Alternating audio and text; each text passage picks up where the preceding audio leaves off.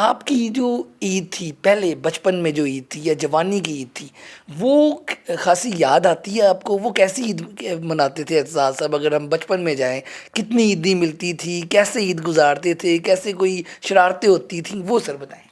وہ تو بڑا کچھ ہوتا تھا، پر میں یہاں کشمیری بچوں کا بھی ذکر کر جی دوں، ضرور۔ کیونکہ فلسطین کے ساتھ ہمیں کشمیر کا بھی بڑا یہ اہمیت ہے۔ پر وہ عیدیں وہ معصوم تھیں۔ آج کل ہماری عیدیں مجرمانہ ہیں۔ مجرمانہ اس لیے ہے کہ جو یہ سمجھتا ہے کہ میں عید پہ بس خوشی رہ سکتا ہوں، خوشی منانی ہے مجھے، وہ حقیقت میں اس بات کو بھول رہا ہے کہ یہ دنیا میں جو ہمارا المیہ ہے کہ ہم مسلمان بہت پیچھے رہ گئے۔ وہ عیدیں تھیں معصوم، ان عیدوں میں ہماری ابھی خواب آگے تھے، اب ہمارے خواب پیچھے رہ گئے، ختم ہو گئے۔ وہ عیدیں تھیں کہ آپ کو 1 روپیہ بھی جیسے عید ملتی تھی وہ بڑی تھی، ایک چاچے سے مل گیا، ایک مامے سے مل گیا، ایک خالہ سے مل گیا، 5 روپے والد نے دے دیے، 5 والدہ نے دے دیے، کچھ اپنے جیب میں اگر 25-30 روپے ہو جاتے تھے تو اپنی عید بڑی، ہر چیز آپ کھا سکتے، لے سکتے تھے۔ اس دن میلے لگے ہوتے تھے، میلوں پہ چلے جاؤ، فیئرز اور فن فیئر، تو وہاں ہمارے زمان پارک میں اس میں لگتا تھا ایک عید کا میلہ، وہ لوکلز نہیں کیا، تو اس میں ہم جایا کرتے تھے، اور وہاں بھی عمران سے ملاقات ہوتی تھی میری، تو اس وقت مطلب کہ عید پہ اکثر اب عمران خان سے ملاقات ہوتی تھی ہو جاتی تھی۔ یہ اتنی اب ہمسائے بھی تو تھے نا، ہمسائے تو تھے، پر اتنا اس وقت یہ نہیں تھا کہ ایک ہم خاص مل کے جائیں۔ وہ میں سے جونیئر تھا کا۔ اچھا جونیئر تھا۔ میں نے تو یہ بھی سنا کہ جب آپ اور عمران خان صاحب اکثر میچ کھیلتے تھے تو آپ نے باؤنڈری پہ کھلاتے؟ ہاں، اس کو خان باؤنڈری پہ ہوتا تھا۔ اچھا، خان اس ٹیم کا میرا خیال ہے 22واں ممبر ہوتا تھا۔ اچھا، ماجد خان کے ساتھ کھیلتے تھے کرکٹ؟ وہ آپ کا ماجد میرا ساتھی تھا، ماجد میرے سے 1 کلاس پیچھے تھا۔ اچھا، اور وہ بھی وہ تو بڑا پلیئر اچھا تھا۔ ہم اگر اوپن کرتے تھے، میں 10 پہ ہوتا تھا، وہ 50 کر گیا ہوتا تھا۔ اچھا صاحب یہ بتائیے گا، ماشاء اللہ ابھی تو میں نے جو آپ کے پچھلے انٹرویوز دیکھے، آپ بڑا تھوڑا کھاتے ہیں۔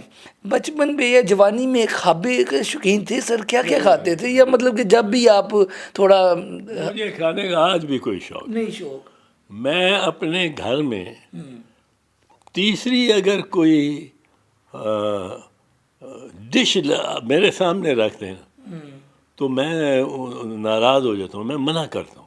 میں نے کہا تیسری نہیں رکھنی، 2 کافی ہے۔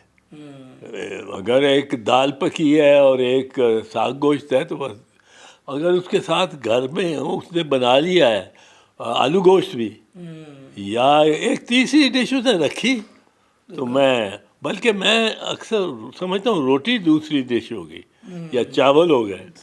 تو یہ دیکھیں ہمارا بڑا عجیب کام ہو گیا، یہاں ٹیلی ویژن پہ اشتہار ہی کیا آتے ہیں، یا کوکنگ آئل مختلف قسم کا، اور اس کے ساتھ ایسا دسترخوان بنایا ہوا ہوتا ہے مختلف 25۔ ہاں، اور بندے غریب آدمی کو تو آپ احساس کمتری میں ڈال رہے ہیں، بڑی مشکل میں ڈال رہے ہیں۔ تو یہ ہمیں نمائش کی بڑی عادت ہے، اور اس نمائش کے لیے ہمیں بڑا مار دیا ہے۔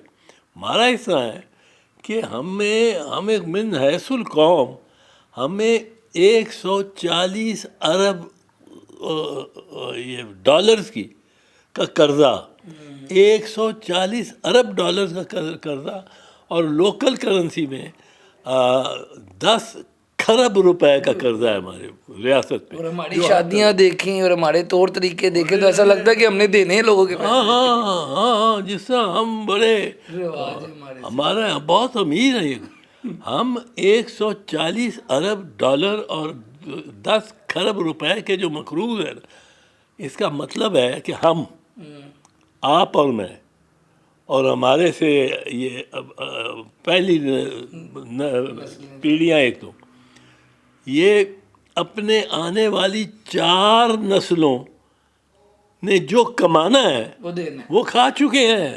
اچھا ان کا بھی کھا چکے ہیں. ہاں انہوں نے جو دینا ہے، انہوں نے جو کمانا ہے وہ ہم کھا چکے ہیں. ان کو تو قرض چھوڑ کے جا. یہاں بدقسمتی ایک اور دیکھوں کہ 140 ارب ڈالر 10 کھرب روپے یہاں آئے ہیں. یہ کھاتوں پہ لکھا ہوا ہے، لیجر میں لکھا ہوا ہے. یہ ہر بینک نے، چاہے وہ انٹرنیشنل یہ مانیٹری فنڈ ہے یا اے ڈی بی ہے، ایشین ڈیولپمنٹ بینک، یا جو بھی ہے، اس کے کھاتوں میں لکھا ہوا ہے. اور ہم تسلیم کرتے ہیں کہ ہمارے پاس آئے ہیں. اب 140 ارب ڈالر 10 کھرب روپے کا یہاں کوئی لگا ہوا اس دھرتی پہ نظر آتا ہے؟